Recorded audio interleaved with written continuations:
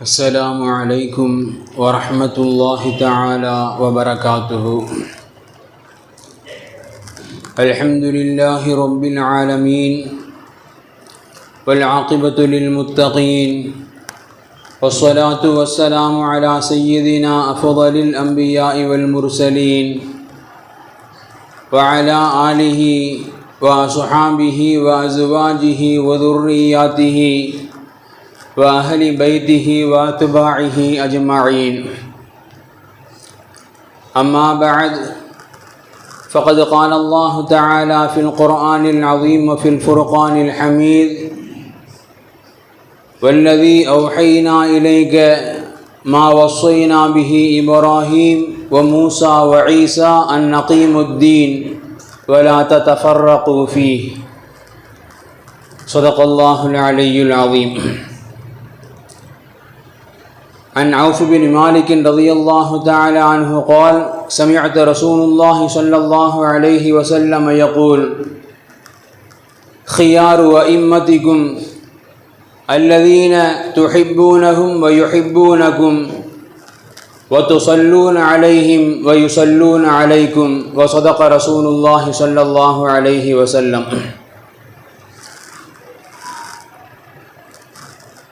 எல்லா புகழும் புகழ்ச்சியும் ஏக இறையோனாகிய வல்லோன் அல்லாஹுக்கு சுப்ஹானஹு வ தஆலா ஒருவனுக்கு உரித்தாகட்டுமாக. அவனது இறுதி தூதர் ஹாத்தமுன் நபி முஹம்மதுன் ஸல்லல்லாஹு அலைஹி வஸல்லம் அன்னவர்கள் மீதும்,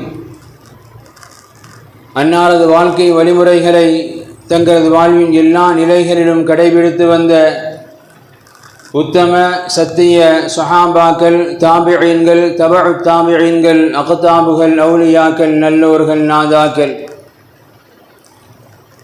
மேலும் உலகளாவிய முஸ்லிம்கள் குறிப்பாக நம் அனைவர்கள் மீதும் வல்ல ரஹ்மானின் அன்பும் அருளும் என்றென்றும் நிறைவாக உண்டாவதாக. ஆமீன். கண்ணியம் பொருந்திய அல்லாஹின் நல்லடியார்களே, அல்லாஹுக்கு சுப்ஹானஹு வ தஆலா இந்த உலகில் எண்ணிக்கைக்கு அடங்காத அளவிற்கு எத்தனையோ படைப்புகளை அல்லாஹ் படைத்திருக்கின்ற பொழுதும், அந்த படைப்புகளில் நாம் சிறந்த படைப்பாக லகத் ஹலக்னல் இன்சான ஃபீ அஹ்ஸனி தக்வீம், அல்லாஹ் படைத்த படைப்புகள் எத்தனையோ படைப்புகள், ஆனால் அந்த படைப்புகளில் நாம் சிறந்த படைப்பு இந்த மனித படைப்பு என்பதாக அல்லாஹ் ரப்புல் ஆலமீன் திருமறையில் அல்லாஹ் பேசி காட்டுவான். அப்படி மனித படைப்புகள் எத்தனையோ கோடான கோடி படைப்புகள் இருக்கின்ற பொழுது, அந்த மனித படைப்புகளில் சிறந்த சமுதாயமாக, சிறந்த படைப்பாக அல்லாஹ் ரப்புல் ஆலமீன் குன்தும் கைர உம்மத்தின் உக்ரிஜத் லின்னாஸ் என்று அல்லாஹ் ரப்புல் ஆலமீன்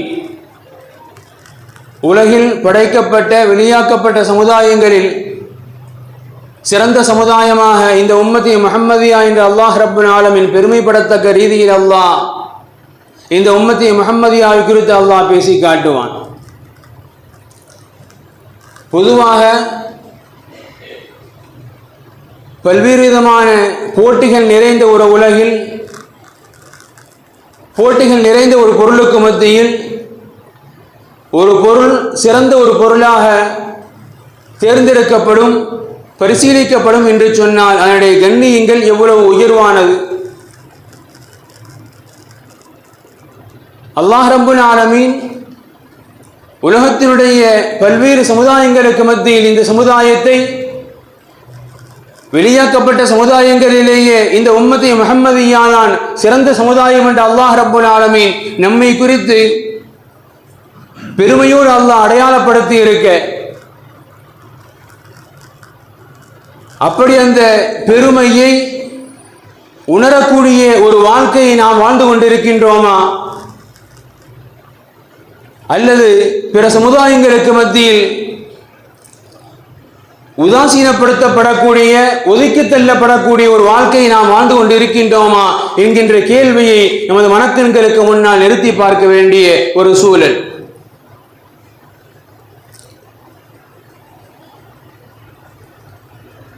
இந்த சமுதாயம் படைக்கின்ற பொழுதே அல்லாஹ் ரப்புல் ஆலமீன் சிறந்த சமுதாயம் என்று ஒரு நற்சான்று பெற்ற ஒரு சமுதாயம், அப்படிப்பட்ட சமுதாயம் வாழக்கூடிய காலகட்டங்களில் நம்மை குறித்துண்டான பெருமைகளை நாம் உணர முடியாத அளவிற்கு நாம் ஒதுக்கி தள்ளப்படுகின்றோம், அடக்கி ஆளப்படுகின்றோம் என்று சொன்னால் நாம் யோசிக்க வேண்டும். இந்த சமுதாயம் முன்னேற்றத்தின் பாதை அடைவதற்குண்டான வழிகள் என்ன? இந்த சமுதாயம் எப்படிப்பட்ட பாதைகளில் பயணித்தால் அல்லாஹ் கூறுவதை போன்று சிறந்த சமுதாயமாக உலகின் பிற சமய மக்களுக்கு முன்னுதாரணமான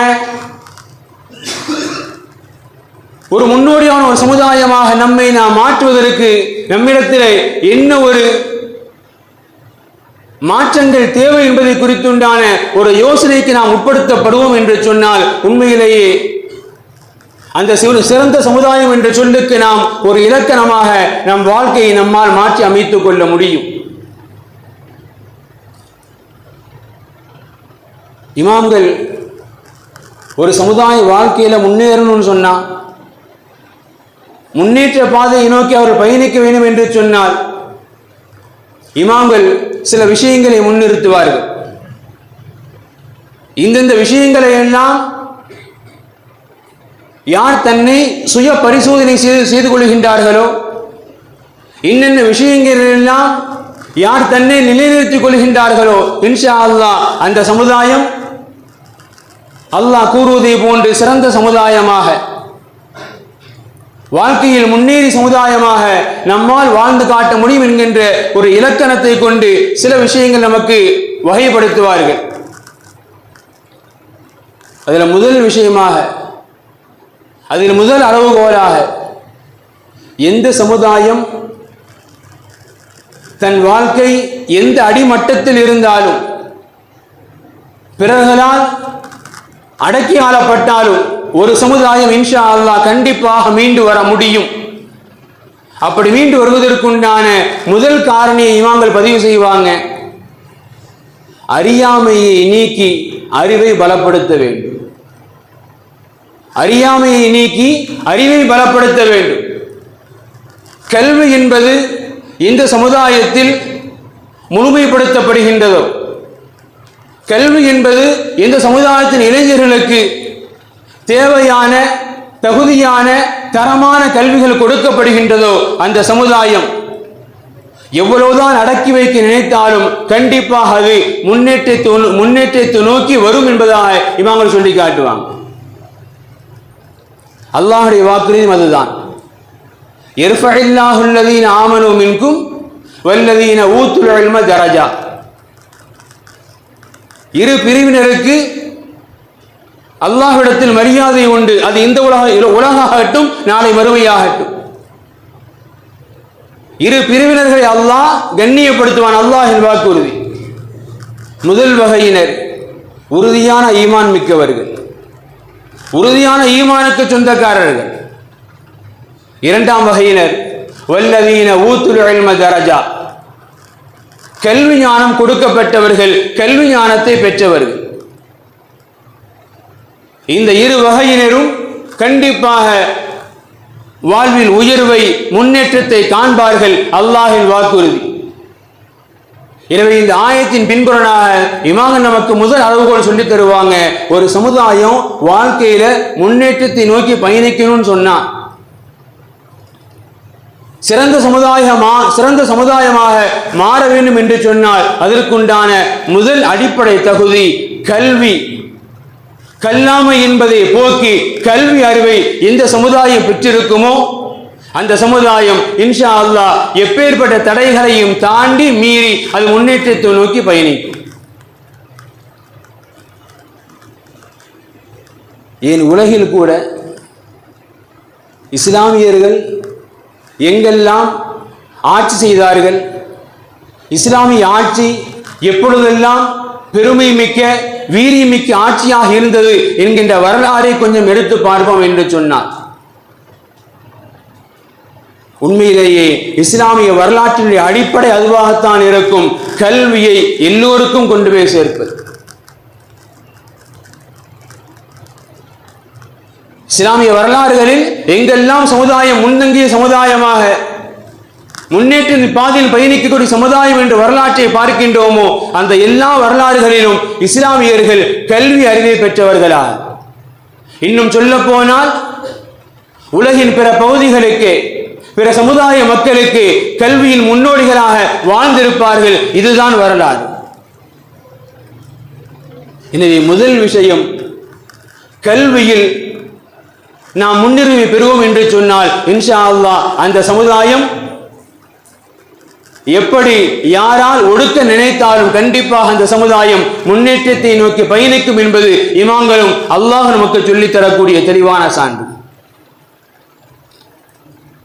இரண்டாவது, ஒரு சமுதாயம் முன்னேற்றத்தின் பாதையில் பயணிக்கணும்னு சொன்னா அதற்குண்டான அளவுகோலாக இரண்டாவது காரணம் இமாம்கள் சொல்லி காட்டுவாங்க. இரண்டாம் காரணி, எந்த ஒரு காரியத்துக்கும் எளிதில் ரியாக்ஷன் கொடுக்கக்கூடாது. எந்த ஒரு காரியமானாலும் எளிதில் உணர்ச்சி வசப்படக்கூடாது. இன்னைக்கு சமுதாயத்தில் இருக்கக்கூடிய மிகப்பெரிய பலகீனமே அதுதான். மற்ற சமுதாயங்களை மற்றவர்களை அவர்கள் எளிதில் சீண்டுவதை விட இஸ்லாமிய சமுதாயத்தை ரொம்ப எளிதில் சீண்டி பார்த்துருவாங்க. காரணம், எளிதில் உணர்ச்சி வசப்படுறோம். நம்ம ஒரு விஷயம் நடக்குது, அது உண்மையா பொய்யா ஆராயும். ஒரு விஷயம் நடந்திருக்கின்றது, அது உண்மையிலேயே சமுதாயத்திற்குண்டான பலமா பலகீனமா ஆராயும்.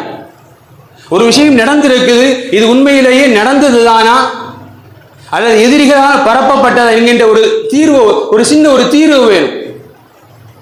எதுவுமே இல்லாம உலகில் பார்க்கிற விஷயத்துக்கு கேட்கிற விஷயத்துக்கெல்லாம் ரியாக்ட் கொடுத்தோம்னு சொன்னா அந்த சமுதாயம் எளிதில் முன்னேற்றத்தை காண முடியாது. எனவே உணர்ச்சி வசப்படுதல் அது நம்முடைய கண்ட்ரோல்ல இருக்கணுங்கிறாங்க இமாம்கள். அண்ணன் பெருமானாருடைய காலகட்டம், அண்ணன் பெருமானார் ஸல்லல்லாஹு அலைஹி வஸல்லம் அன்னவர்கள் குறிப்பாக மக்காவில் ஆரம்ப காலகட்டங்களில் இஸ்லாத்தை அவ்வளவு தூரங்கள் வெளிப்படையாக கொண்டு செல்ல முடியாவிட்டாலும் நபிகள் பெருமானார் ஸல்லல்லாஹு அலைஹி வஸல்லம் அன்னவர்கள் மதீனா நகருக்கு வருகை தந்த பிறகு மிக எளிதாக இஸ்லாத்தை மக்களுக்கு கொண்டு போய் சேர்த்தாங்க. அதோடு மட்டுமல்ல, முதல் தேவையாக சகோதரத்துவத்தை உருவாக்கினாங்க. யாராக இருந்தாலும் சகோதரத்துவத்தை முதல் உருவாக்கினாங்க நபிகள் பெருமானார் ஸல்லல்லாஹு அலைஹி வஸல்லம் அன்னவர். அதில் குறிப்பாக அன்றைய மக்கமா நகர் அரபிகளிடத்தில் இருந்த ஒரு மூட பழக்கம் என்ன சொன்னால், தொட்டதுக்கெல்லாம் சண்டை போடுவாங்க. அப்படி இருந்த ஒரு சமுதாயத்தை தான் குறிப்பாக அவுஸ் ஹஸ்ரஜை உடன் பிறந்த சகோதரர்களான நபிகள் பெருமானார் ஸல்லல்லாஹு அலைஹி வஸல்லம் அன்னவர்கள் இஸ்லாமிய வாழ்க்கையில மாற்றி வச்சிருந்தாங்க. அங்க ஒரு வயோதிகர் இருந்தாரு, ஷாஸ் இப்னு கைஸ் அவருக்கு பேர். அவர் பேர் ஷாஸ் இப்னு கைஸ். அவருக்கு எதை பொறுத்துக்கிட்டாலும் பொறுத்துக்க முடியுது. ஆனா இந்த அவுஸ் ஹஸ்ரஜ் ஒன்றிணைந்ததை, அவங்களுக்கு மத்தியில் சண்டை இல்லாம சகோதரத்துவமாக வாழ்வதை அவரால் ஜீரணிக்கவே முடியல. பயங்கரமான போராங்க. எனவே இந்த அவுஸ் ஹஸ்ரஜினுடைய ஒற்றுமை எப்படியேனும் சீர்குலைக்கணும் என்பதற்காக யோசித்துக் கொண்டே இருந்தார். ஒரு நாள் அதற்குண்டான சந்தர்ப்பத்தை உருவாக்கினாரு. அவுஸும் ஹஸ்ரஜும் ஒரு இடத்துல ஒன்னா கூடி உட்கார்ந்து இருக்கிறாங்க. அவுஸ் ஹஸ்ரஜ் கோத்திரத்தை சார்ந்த சில இளைஞர்கள் ஒரு இடத்துல ஒன்னா உட்கார்ந்து இருக்கிறாங்க. இந்த ஷாஸ் இப்னு கைஸ் அங்க வந்தார். வந்தவர் சில யூத இளைஞர்களை தன்பால் அழைத்து அந்த அவுஸ் ஹஸ்ரஜ கொஞ்சம் தூண்டிவிடக்கூடிய ரீதியில், அவருடைய கோபத்தை கிளறக்கூடிய ரீதியில் சில விஷயங்களை பேசிக்கிட்டே இருந்தார். பேச்சின் இடையே எப்படி வந்துருச்சுன்னு சொன்னா,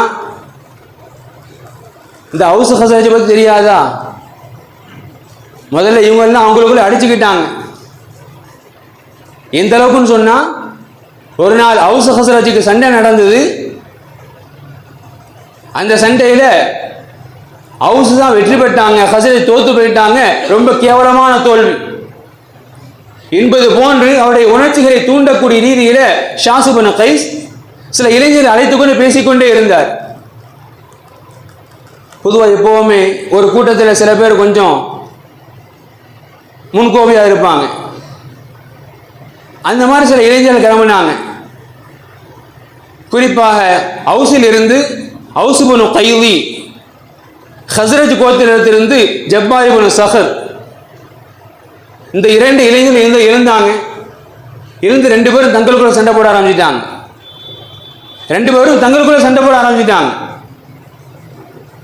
எந்த அளவிற்கு என்று சொன்னால், ஒருவராக இருந்தவர்கள் இந்த பக்கம் 2 பேர், அந்த பக்கம் 2 பேர். சிறிது நேரத்திற்கு பிறகு அந்த பக்கம் ஒரு கூட்டம், இந்த பக்கம் ஒரு கூட்டம், இது போன்று ஒரு பெரும் கூட்டமாக மாறி சண்டையிடக்கூடிய அளவிற்கு எந்த அளவுக்கு என்று சொன்னால் பேசிக்கிட்டாங்க. இன்ஷித்தும் வல்லாஹி ரததனாஹல் ஆன ஜதா. சரிப்பா, அன்னைக்கு நாங்கள் தோத்துட்டோம்பா, இன்னைக்கு வாங்க சண்டைக்கு, பார்த்துருவோமா யார் என்று, முடிஞ்ச இன்னைக்கு சண்டைக்கு வாங்க, நாம யார் வீரன் பார்த்துக்கலாம் என்பது போன்று ஒரு சண்டைக்கு தயாராகிட்டாங்க. எந்த அளவுக்கு சொன்ன வரலாறு எழுதுறாங்க, இரு கூட்டமும் தங்களுக்கு மத்தியில் வாளை தூக்கி போரிடக்கூடிய அளவுக்கு தயாராகிட்டாங்க. இப்பொழுதுதான் நபிகள் பெருமானார் ஸல்லல்லாஹு அலைஹி வஸல்லம் அவர்களுக்கு இந்த செய்தி சொல்லப்படுது. ஹவுஸும் ஹஸ்ரஜும் தங்களுக்குள் வாளை ஏந்தி போரிடக்கூடிய அளவுக்கு நபி அல்லாஹ் சண்டையிட தயாராகிட்டாங்க என்கிற விஷயம் சொல்லப்பட்டு நபிகள் பெருமானார் ஸல்லல்லாஹு அலைஹி வஸல்லம் அவர்கள் விரைந்து வந்தாங்க களத்துக்கு. இதுவரை அண்ணன் தம்பிகளாக சகோதரனாக ஒன்றிணைந்திருந்தவர்கள் இப்ப இரு அணியா நிற்கிறாங்க. நபிகள் பெருமானார் ஸல்லல்லாஹு அலைஹி வஸல்லம் அவர்கள் சிறிய ஒரு உபதேசம், யா மாஷரல் முஸ்லிமீன், யா மாஷரல் முஸ்லிமீன், முஸ்லிமுடைய கூட்டமே, அல்லாஹ் அல்லாஹ் அபிதஅவல் ஜாஹிலியா வான பைன அல்ஹுரிக்கும், நான் உங்களுக்கு மத்தியில் ஹயாத்தோடு இருக்கின்ற பொழுது மீண்டும் மடமை காலத்தினுடைய பழக்கத்தை உங்களிடத்தில் கொண்டு வருகின்றீர்களா? பாதைது ஹஜாக்குமுல்லாஹ் இலல் இஸ்லாம், இது போன்ற மடமை கால பழக்கத்திலிருந்து அல்லாஹ் உங்களுக்கு இஸ்லாத்தின்பால் ஹிதாயத்தை கொடுத்த பிறகும் மீண்டும் மடமையை நோக்கி பயணிக்க துவங்குகின்றீர்களா? அக்கரமக்கும் பிஹி, இஸ்லாத்தை கொண்டு அல்லாஹ் உங்களை கண்ணியப்படுத்திய பிறகு, வஸ்தன்கதக்கும் பிஹி மினல் குஃப்ரி, குஃப்ரிலிருந்து அல்லாஹ் உங்களை பாதுகாத்ததற்கு பிறகு, வஅல்லஃப பிஹி பைனக்கும், உங்களுடைய உள்ளங்களை அல்லாஹ் ஒன்றிணைத்ததற்கு பிறகு, தர்ஜிஊன இலா மா குன்தும் அலைஹி குஃபாரா, மீண்டும் இறைவனை நிராகரிப்பாளர்களாக மாறுவதற்கு நீங்கள் முயற்சிக்கின்றீர்களா என்று நபிகள் பெருமானார் ஸல்லல்லாஹு அலைஹி வஸல்லம் அவர்கள் ஒரு சிறிய உரையை கொடுத்த பிறகுதான் அந்த சஹாபாக்கள் மீண்டும் பழைய நிலைமைக்கு வர்றாங்க. அவங்க அப்பதான் புரியுது, ஷாஸ் இப்னு கைஸ் நம்மளை தூண்டி விட்டு இருக்கிறார், ஷாஸ் இப்னு கைஸ் நம்மளை தூண்டி விட்டு இருக்கிறார். கொஞ்சம் காலம் கடந்திருந்தால் நமக்கு மத்தியில் என்னவெல்லாம் நடந்திருக்கும் என்கின்ற உண்மை நிலைக்கு திரும்பிய பிறகு ஹவுஸும் ஹஸ்ரஜும் மீண்டும் தங்களுக்கு மத்தியில் கட்டி அணைத்து சகோதர வாழ்க்கை எல்லாம் கீழே போட்டுவிட்டு கட்டி அணைத்து சகோதரர்களாக திரும்பிவிட்டால் என்று நமக்கு வரலாறு எடுத்து சொல்கின்றது. நமக்கு இமாம சொல்லி காட்டுவாங்க, இன்னைக்கு இந்த பழக்கம் சமுதாயத்தின் இளைஞர்களிடத்தில் எல்லோரிடத்தில் ஒரு விஷயத்தை கேள்விப்படுறோம், உடனே ரியாக்ஷன். இந்த அவசரப்படக்கூடிய, இந்த உணர்ச்சி வசப்படக்கூடிய தன்மை சமுதாயத்தை என்னைக்கும் முன்னேற்ற பாதையை கொண்டு செல்லாது, மாறாக நமக்கு அது இழிவைதான் தரும், கேவலத்தை தான் தரும். எனவே ஒரு விஷயத்தை கேட்டாலோ பார்த்தாலோ தீர ஆராயாமல், உண்மை நிலை அறியாமல் உடனே ரியாக்ட் காட்டாதீங்க. அது சமுதாயத்துக்கு நல்லதல்ல, அது சமுதாயத்தை எப்பவும் முன்னேற்ற பாதையில பயணிக்க வைக்காது என்கின்றார்கள் இமாம்கள். கடந்த ஒரு மாத காலமாக நீட் வினாத்த கசிவை எதிர்த்து சிஜேபியின் தலைமையில் ஒரு நீண்ட இளைஞர்கள் கொண்ட படை எந்த விதமான அதிகார பேச்சுவார்த்தைக்கும் அதிகார மிரட்டலுக்கும் எதற்கும் பணியாமல் இறுதியில் சில இரத்த துளிகளையும் சில மானபங்குகளையும் சந்தித்தும் எதற்கும் அடிபணியாமல் வீரியமான ஒரு போராட்டத்தை மேற்கொண்டதன் பின்னால் இந்த பூனைக்கு யார் மணிகட்ட முடியும் என்று உலகத்தின் தலைவர்களை யோசித்துக் கொண்டிருந்த வேளையில் அல்லாஹ் ரப்பல் ஆலமீன் சில இளைஞருடைய துணிவான ஒரு முடிவை கொண்டு அல்லாஹ் இன்னைக்கு கொஞ்சம் ஆட்டங்கான வச்சிருக்கிறான். இன்னைக்கு அவர்களாக முன் வந்து ராஜினாமா கடிதம் கொடுக்கக்கூடிய அளவுக்கு உலகமே வியந்து பார்க்கின்றது. பல்வேறு அரசியல் தலைவர்கள் பெருமையோடு பேசிக் கொள்கின்றார்கள். அல்ஹம்துலில்லாஹ், எல்லாம் வரவேற்க வேண்டியது. இது ஒருபுறம் நாம் பெருமையோடு பார்த்து கொண்டிருக்க, அதற்கு மறுநாள் பத்திரிகை செய்தி நாம் பார்த்திருக்கலாம். இந்த போராட்டத்தில் தன்னார்வலராக கலந்து கொண்டு தன்னால் முடிந்த உணவு உதவியை செய்த முகமது ஜுனைத் என்கின்ற ஒரு இளைஞர், அவரது பெற்றோர், அவரது சகோதரன், ஏன் அவர் பெண் கட்டி இருக்கக்கூடிய அவரது மாமனார், இந்த குடும்பங்கள் வரை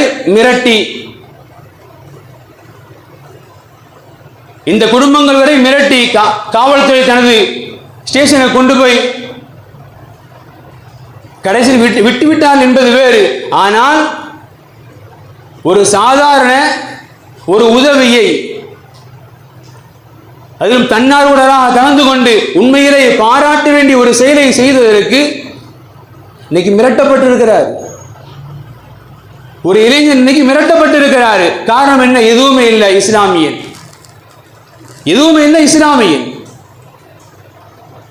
இதற்கு மேலாக இன்னொரு அவரை நாம் எல்லாம் பார்த்திருக்கலாம். முகமது சாஜாத், பீகாரை சார்ந்த இளைஞர், இப்ப கிட்டத்தட்ட 4 மாதமாக ரஷ்யாவில் இருக்கிறார். இந்த போராட்டத்தில் கலந்து கொண்டதாக அவர் மீதும் எஃப்ஐஆர். அவர் கேட்கிறார், நான் இந்தியாவில் இல்லையப்பா, நான் இருப்பது ரஷ்யா, ஆனால் அவரது பெயரும் ஒரு எஃப்ஐஆர்.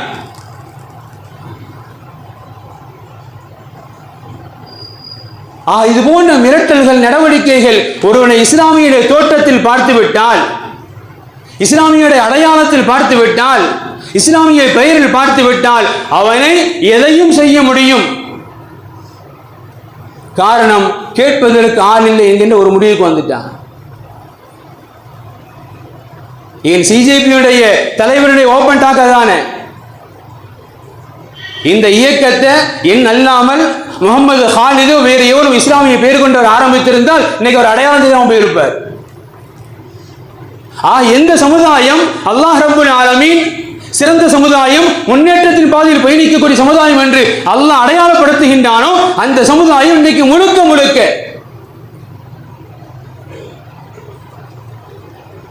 எதற்குமே தகுதியில்லாத சமுதாயமாக, யார் வேண்டுமானாலும் எளிதில் வீழ்த்தி விட்டு போகக்கூடிய சமுதாயமாக நமது நிலைமைகள் மாறி போயிருக்கின்றது என்று சொன்னால் நாம் முதலில் உணர வேண்டும். நமக்கு முதல் ஆசை வேண்டும், நான் சாதாரணமாக இல்லை, நான் சிறந்த சமுதாயம். அதற்குண்டான பண்பியர்கள் தான் இமாம்கள் சொல்லி காட்டுறாங்க. அதில் மிக மிக குறிப்பாக 3ஆம் தகுதியை சொல்லி காட்டுவாங்க. 3ஆம் தகுதி, என்ன நடந்தாலும் நமக்கு மத்தியில் 1000 பேச்சுக்கள் இருக்கலாம், 1000 குழப்பங்கள் இருக்கலாம், இஸ்லாமியர் என்று வந்துவிட்டால் ஒற்றுமையோடு வாழ பழகிக் கொள்ள வேண்டும். இன்னைக்கு நமக்கு மத்தியில் ஒற்றுமை இல்லை, ஒருத்தன் அடிச்சா அடுத்த எவனும் கேட்டு வரமாட்டேன் என்கின்ற துணிவு இன்னைக்கு ஆளும் ஒருக்கு வரை தெளிவாக தெரிந்திருக்கின்றது. ஒரு இஸ்லாமிய அடையாளத்தை பார்த்தாலே அவனை எதையும் செய்ய முடியும் என்கின்ற நம்பிக்கையை கொண்டு போய் கொடுத்திருக்கு.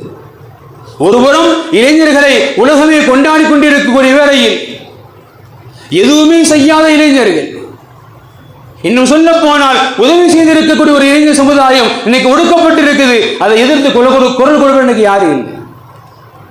சில கண்டனங்கள் பதிவு செய்யப்படுவது அல்ஹம்துலில்லாஹ் வரவேற்கலாம். ஆனால் இருப்பினும் கூட ஒரு உதவி செய்த இஸ்லாமியன் ஏதோ ஒரு தீவிரவாதியை போன்று அணுகப்படுவது உண்மையிலேயே ஏற்றுக்கொள்ள முடியாத ஒன்று. இவங்க நமக்கு சொல்லி காட்டுவாங்க, இந்த சமுதாயம் முன்னேற்றத்தின் பாதையில் பயணிக்க வேண்டுமா, 3ஆம் காரணம், மிக மிக முக்கியமான காரணி, எந்த சூழ்நிலையிலும் ஒற்றுமையோடு வாழ கற்றுக்கொள்ளுதல். அல்லாஹ் திரும்ப அதான் சொல்லி காட்டுவான், வஅத்தஸிமு பிஹப்லில்லாஹி ஜமீஆ. இந்த ஆயத்திற்கு நிறைய விளக்கங்கள், குறிப்பாக இப்னு அப்பாஸ் ரலியல்லாஹு, இப்னு மஸ்ஊத் ரலியல்லாஹு இப்படி சொல்லி காட்டுவாங்க, அலைக்கும் பில் ஜமாஅ, ஒற்றுமை நீங்கள் பற்றி பிடித்துக் கொள்ளுங்கள். ஃபஇன்னஹா ஹப்லுல்லாஹு அல்லதி உமிர பிஹி, அல்லாஹ் சொல்லக்கூடிய கயிறு என்பது அந்த ஒற்றுமை தான் என்று சொல்லிட்டு சேர்த்து விளக்க சொல்லுவாங்க. வ இன்னமா தக்ரஹூன ஃபில் ஜமாஅத்தி வத்தாஅத்தி, ஒரு ஜமாஅத்தில் நீங்கள் இருப்பதும் அவர்களுக்கு கட்டுப்படுதலும் சில விஷயங்கள் உங்களுக்கு வெறுப்பை தரலாம், பரவாயில்லை. ஒரு சமுதாயத்தில் ஒரு ஒற்றுமையோடு நீங்க இருந்து வர்றது, அவர்களுக்கு வழிபடுவது சில நேரங்களில் உங்களுக்கு வெறுப்பை தரலாம்.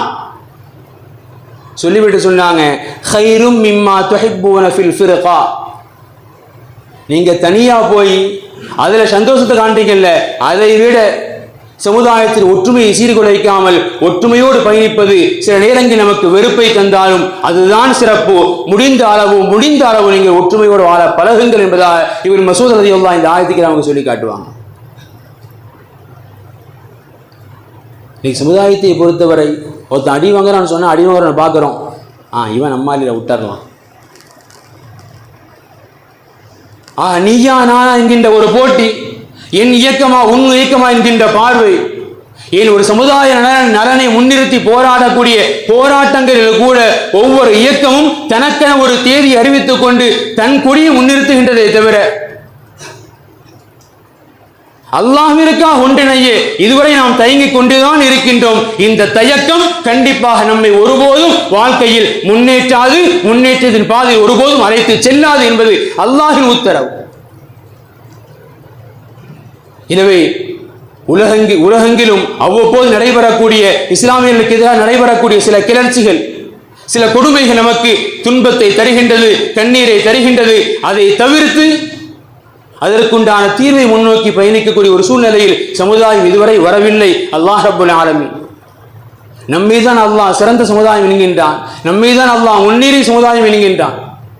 அந்த முன்னேறிய சமுதாயத்திற்கு என்னென்ன தகுதிகளும் பழக்க வழக்கங்களும் தேவையோ அந்த தகுதிகளை, பண்புகளை வளர்த்து கொள்ளக்கூடிய நல்ல தௌஃபீக்கை அல்லாஹ் நம் அனைவருக்கும் தந்த அருள் புரிவானாக. இந்த உலகிலும் நாளை மறுமையிலும் சிறந்த சமுதாயமாக, முன்னேற்றத்தின் பாதையில் பயணிக்கக்கூடிய சமுதாயமாக அல்லாஹ் நம் அனைவரை வாழச் செய்வானாக.